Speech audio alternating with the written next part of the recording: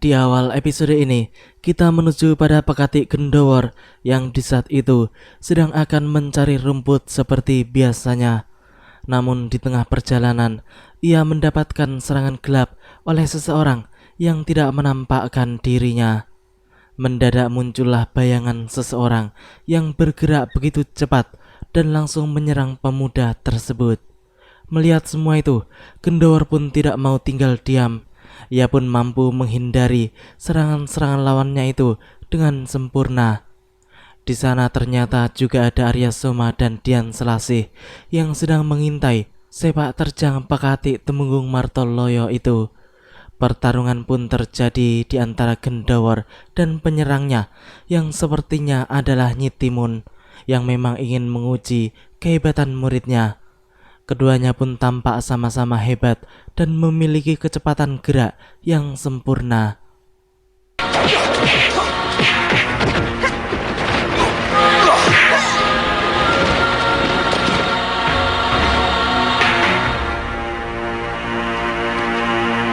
Guru! Maaf, Guru.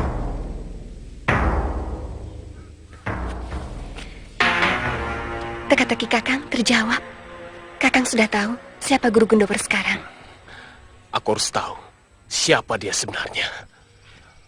Jika Kakang ingin tahu, selidiki diam-diam. Siapa dia sebenarnya dan di mana rumahnya. Sekarang aku tambah percaya bahwa kau bukan pekate biasa. Maksudnya? Kesaktianmu melebihi kesaktian seorang punggawa, bahkan senopati sekalipun. Aku ingin mengusulkan agar kau dijadikan demang di suatu perdikan. Kenapa ketawa? Lucu. Ada pekatik tukang ngarit rumput, kok jadi demang, Guru? Loh, jangankan demang, jadi bupati pun kau masih pantas, Gendowor. Memang benar apa yang dikatakan oleh Nyi Timun, namun Gendowor selalu saja merendah, walaupun sebenarnya ia juga merasa demikian. Nyi Timun pun kemudian menyuruh Gendowor untuk mencari Tirta sampai berhasil. Dan setelah itu mereka harus menyerahkannya kepada Pangeran Purbaya. Setelah memberikan tugas kepada murid satu-satunya itu, wanita tersebut pun segera pergi dari tempat itu. Sedangkan Arya Soma dan Dian Selasih yang sangat penasaran pun kemudian secara diam-diam mengikuti Nyi Timun yang berjalan ke arah timur dan semakin masuk ke dalam hutan yang cukup lebat. Mereka pun selalu menjaga jarak agar wanita sakti itu tidak mengetahui kalau ia sedang diikuti. Dan sepertinya hal itu berhasil, sebab orang yang mereka ikuti itu sama sekali tidak menoleh ke belakang, yang artinya tidak menaruh rasa curiga terhadap kehadiran mereka berdua.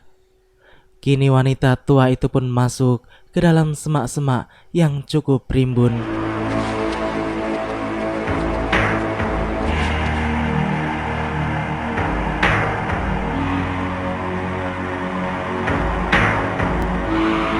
Apa yang akan dilakukan nenek itu, Kakang? Kakang tidak tahu nih, Mas. Kita lihat saja nanti.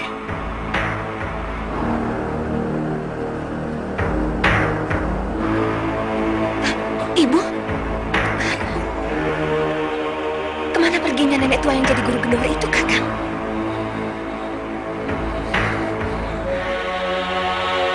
Raja! Ibu mengajari pekatik itu. Dia pasti teman selingkuh Ibu. Hah? Kurang ngajar! Aku harus membunuhnya. Kakang?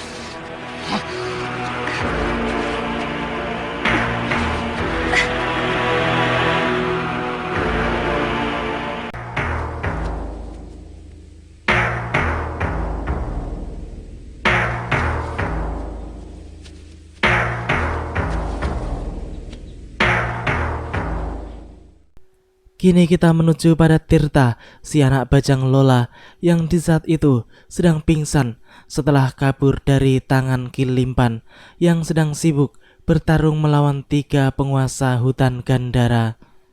Kini sepertinya anak itu telah aman berada di dalam rumah orang tua yang menolongnya itu, sebab sepertinya keduanya adalah orang-orang yang baik. Mereka merawat Tirta seperti merawat anak mereka sendiri. Setelah 2 hari pingsan, anak itu pun kini mulai sadar dan membuka matanya. Kedua penolongnya itu pun kemudian langsung memberikan minum agar badan anak itu segera pulih. Mereka pun tampak senang karena akhirnya Tirta bisa sadar seperti sedia kala. Sebab sebelumnya mereka sudah khawatir kalau anak itu tidak akan bangun lagi. Di sisi lain, tampak Ki Limpan yang sedang mengejar Tirta, namun dirinya tidak kunjung menemukan buruannya yang lepas tersebut. Lelaki itu pun kini sudah membayangkan kalau ia sendiri bisa menemukan dan memecahkan rahasia Tandara Cakra yang ada pada tubuh anak bajang Lola. Maka ia tidak perlu takut lagi kepada Mak Lampir dan Dewa Petir atau pada siapapun. Akan tetapi, sayang seribu sayang, semua impiannya itu sepertinya harus berakhir sebagai mimpi saja. Sebab kini ia harus bertemu dengan 3 setan utara yang memang sedang mencari-cari dirinya. Mau apa kalian menghadangku? Karena kau telah menculik bocah bajang lanang dan membunuh pelayanmu. Sembarangan. Kalian menuduhku menculik bocah bajang lanang itu. Mana buktinya? Jangan mengelak. Pelayanku yang kau bunuh itu mengatakan sebelum dia mati. Di mana bocah itu? Di mana kau sembunyikan? Cepat kau mengaku, biar kau mati dengan cepat, tanpa siksaan.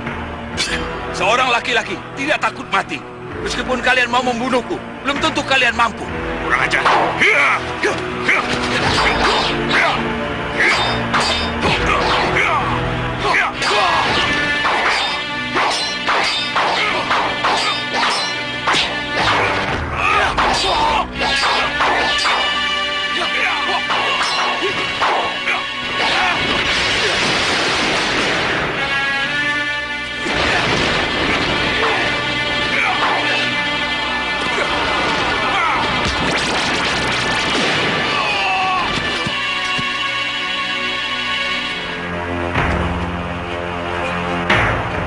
Bangun, Ki Limpan. Kau kan laki-laki sejati. Tampaknya setan utara 2 sudah puas karena ia dapat mengalahkan Ki Limpan. Akan tetapi ketika ia hendak menghujam tubuh lelaki itu dengan senjata trisulanya, mendadak Ki Limpan pun menyerangnya dengan semburan asap beracun yang sangat ganas. Hal itu tentu saja mengejutkan semuanya, termasuk setan utara 3 yang rupanya mengenal jenis racun tersebut, yaitu racun mustika ular. Tampaknya setan utara 2 itu tewas sebab ia juga tertancap senjata rahasia Ki Limpan yang juga sangat beracun. Kini Ki Limpan pun berusaha untuk kabur dari tempat tersebut. Namun setan utara 3 tidak membiarkan musuhnya itu melarikan diri begitu saja setelah melukai, bahkan mungkin membunuh saudara seperguruannya. Setan utara 3 pun lebih memilih untuk mengejar Ki Limpan, sedangkan setan utara 1 yang mengurusi setan utara 2 yang entah masih hidup ataukah telah tewas. Mau lari kemana kau?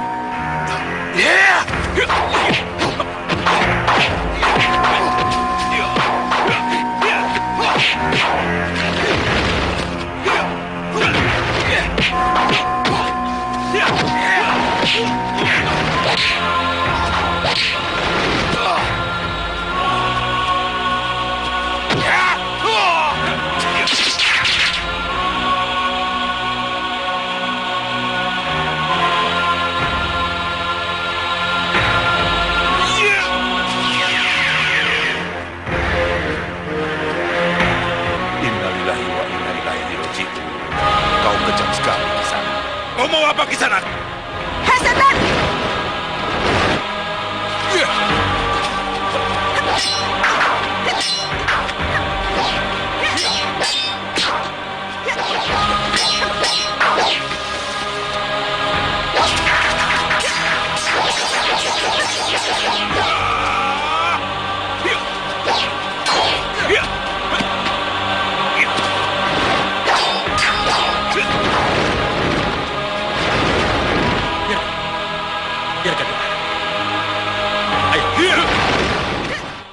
Setan Utara 3 tampaknya tidak bermaksud menyerang Nyai Parwati. Ia hanya ingin memisahkan pertarungan antara Setan Utara 1 dengan Ibu Arya Soma tersebut. Buktinya ia kabur bersama dengan Setan Utara 1. Kiai Jamas tampaknya mengerti maksud dari Setan Utara 3 yang memang tidak ingin membuat masalah dengan dirinya ataupun Nyai Parwati. Sedangkan Nyai Parwati yang melihat kekejaman Setan Utara 1 terhadap Ki Limpan pun merasa bahwa lelaki berjubah itu sangat kejam dan pantas untuk mati. Baik Kiai Jamas dan Nyai Parwati tampaknya tidak mengetahui kalau sebenarnya semua itu adalah karena ulah Ki Limpan sendiri yang telah membunuh Setan Utara 2 dengan kelicikan.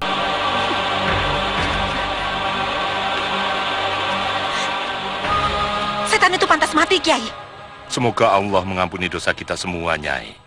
Aku menangkap maksud baik Setan Utara 3. Maksud baik apa, Kiai? Aku melihat dia selalu menangkis pedang Setan Utara 1 yang hendak mencelakai Nyai. Aku menangkap keinginannya agar Nyai selamat. Masa? Apa maksudnya?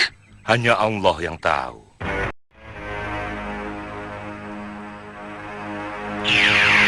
Assalamualaikum. Waalaikumsalam warahmatullahi wabarakatuh. Santa Enam, ada apa? Saya membawa berita dari Kiai Jamas bahwa Mak Lampir dan sekutunya ingin mengadakan upacara puja korban. Astagfirullahaladzim. Kini kita menuju pada kumpulan para kiai yang di saat itu sedang didatangi oleh Santa Enam yang melaporkan tentang perkembangan upacara puja saji dan puja korban yang akan dilakukan oleh Mak Lampir. Pemuda itu pun melaporkan kalau Mak Lampir sudah mendapatkan anak perawan ontang-anting dan juga Tirta, si anak bajang Lola yang sudah cukup lama berada di rumah Setan Utara 3. Dewa Petir pun telah mengambilnya dari rumah Setan Utara tersebut.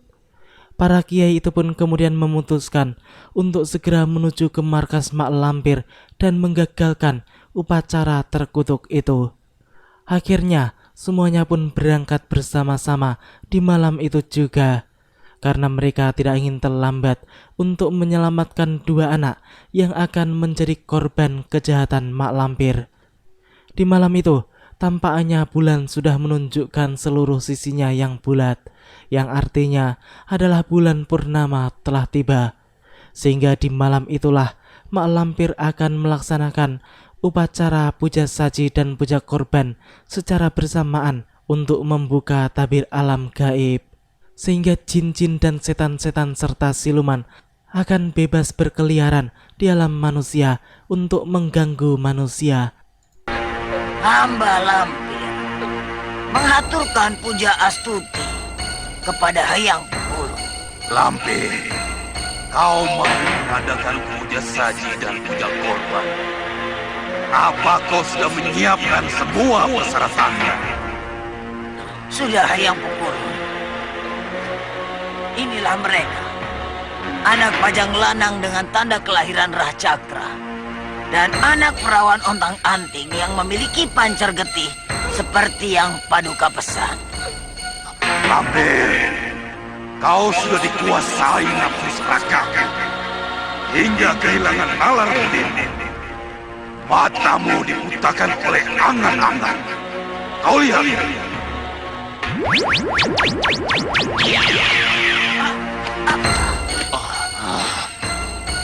Dan anak ini tidak berguna. Dia tidak memiliki pancar getih yang aku inginkan. Dia bukan anak ontang-anting yang aku maksudkan.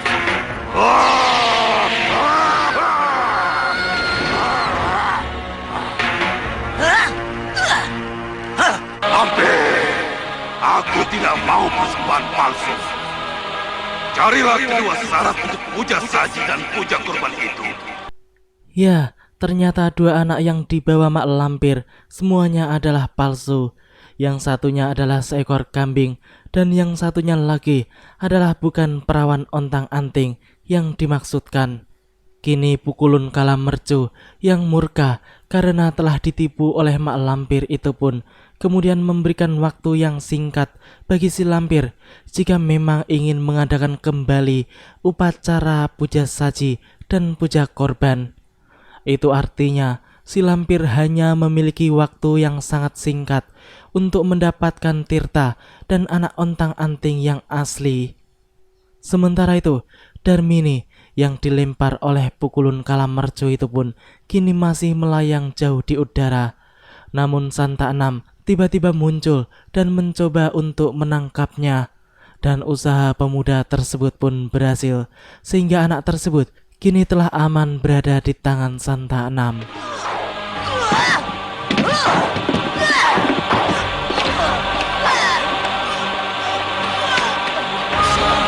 Sabar Mak Lampir, sabar.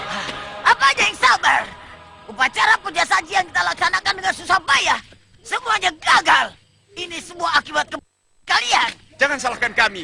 Kami mengambil anak bajang lanang itu dari rumah setan Utara 3. Kami tidak tahu anak itu sudah ditukar dengan anak kambing. Setan Utara harus bertanggung jawab. Cari dia dan bunuh dia. Ayo, jangan lari.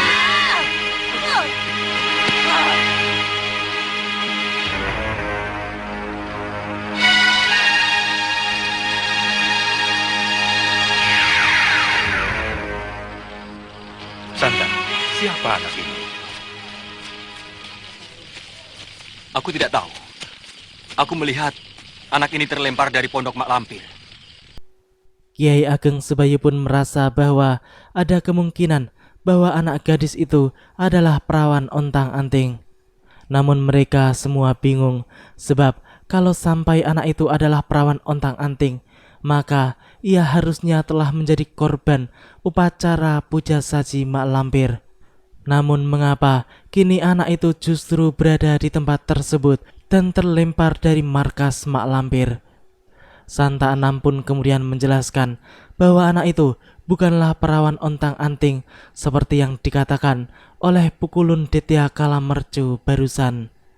Kiai Ageng Jumantoro pun mempertanyakan tentang tirta, apakah anak itu telah dikorbankan oleh Mak Lampir ataukah masih bisa diselamatkan. Lalu bagaimana dengan Tirta? Apa dia masih di tangan Mak Lampir? Aku tidak tahu kejadiannya. Tapi aku mendengar Ditya Kalamercu berkata bahwa aku tidak sudi menerima anak kambing disulap menjadi bocah bajang lanang. Anak kambing? Mak Lampir kena batunya, ditipu mentah-mentah oleh temannya sendiri. Kalau begitu, Tirta dan anak perawan ontang-anting itu masih selamat. Santa Enam, Iya, Guru. coba kau cari tahu. Kedua bocah itu di mana sekarang? Baik, Guru.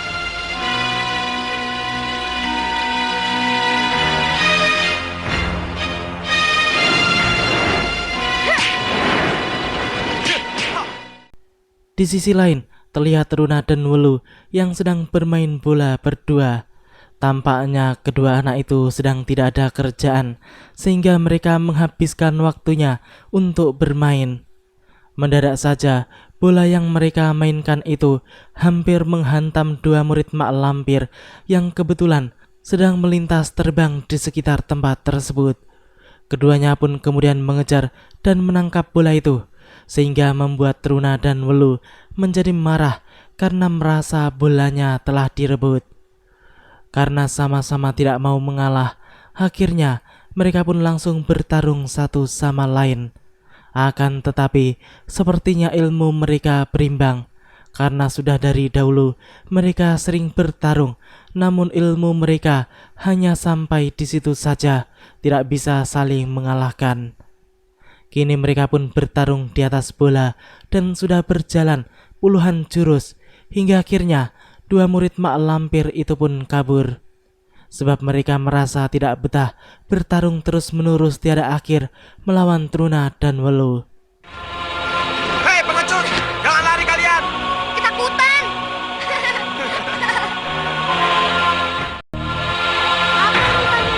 Oh, itu namanya pecut kuda. Coba aku lihat. Ah. Nih. Pecut kuda kepunya Anjeng Romo tidak panjang begini. Ini namanya pecut kuda jaran kepang. Pecut jaran kepang. Iya. Kalau jarannya bandel, ya dipecut. Pecut panjang begini, bagaimana menggunakannya, Paman? Mau tahu ya? Nah, yuk.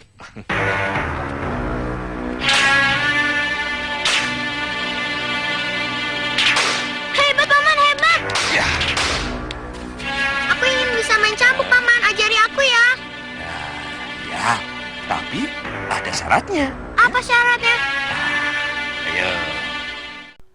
Tampaknya Putri Temunggung Martoloyo itu sangat tertarik dengan ilmu kanuragan. Ia ingin sekali berlatih ilmu silat seperti yang diperagakan oleh Gendowor barusan.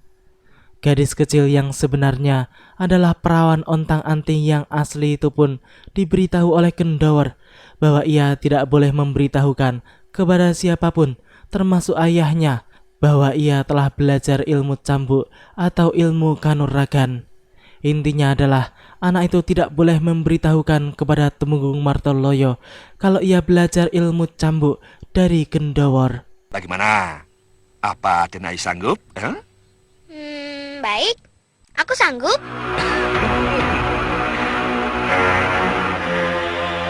Sudah lewat bulan purnama. Tidak terjadi apa-apa dengan Den Ayu. Apakah Mak Lampir sudah menemukan anak perawan ontang-anting yang lain? Lalu bagaimana dengan si Tirta? Jangan-jangan Tirta sudah jadi korban keserakan mereka.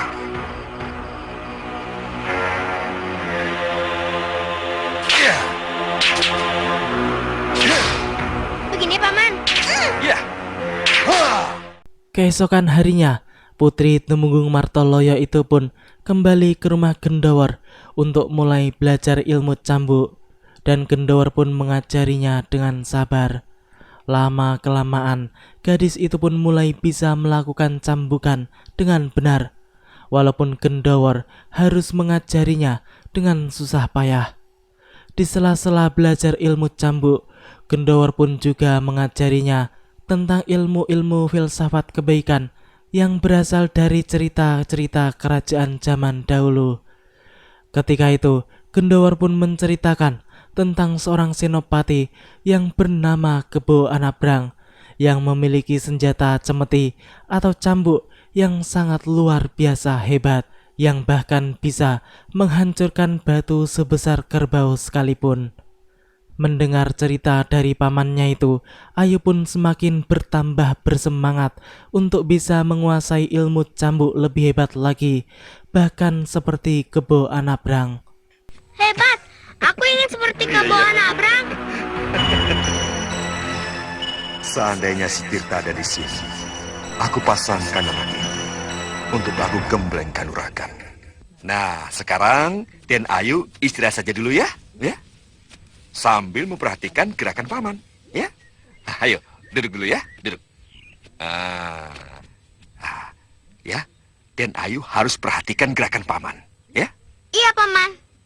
Pinter kamu.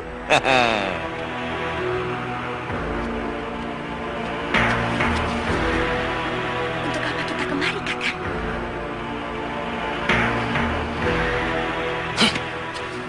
Kita bisa dicurigai jika ada prajurit Kadipaten yang mengetahui kita di sini. Aku harus membunuh kekasih ibuku supaya perselingkuhan ibuku berakhir. Kenapa kita ke sini, Kakang? Disinilah tempatnya. Aku harus memancing dia keluar.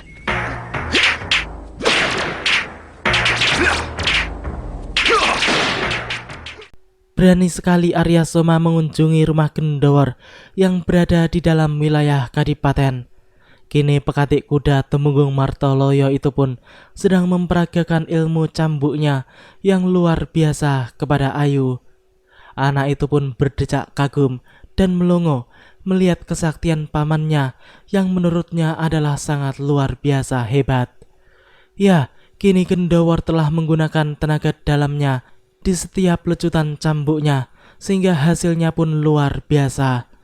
Ayu hanya bisa melongo melihat sepak terjang pekatik kuda ayahnya tersebut. Ia tidak menyangka kalau paman Gendowor memiliki ilmu yang sangat hebat. Kini pemuda itu pun mulai memamerkan ilmu-ilmu kesaktiannya yang lain di hadapan Ayu agar anak itu semakin bersemangat. Tidak hanya belajar ilmu cambuk, namun juga belajar ilmu kanuragan yang langka, alias ilmu-ilmu Guru Somala yang kini dimiliki oleh Gendawar. Apa yang dilakukan Gendawar itu tampaknya akan sangat membuat Arya Soma menjadi marah dan murka, sebab pemuda itu dan Dian Selasih kini telah mengintai di sekitar tempat tersebut.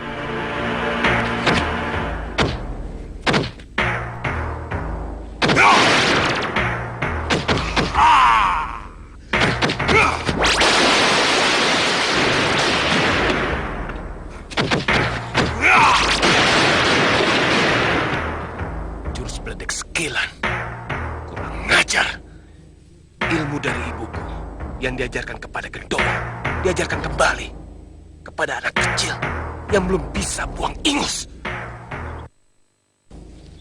Kalau Gendawar tidak aku lenyapkan, ilmu yang aku miliki bakal tersebar kepada orang-orang lain.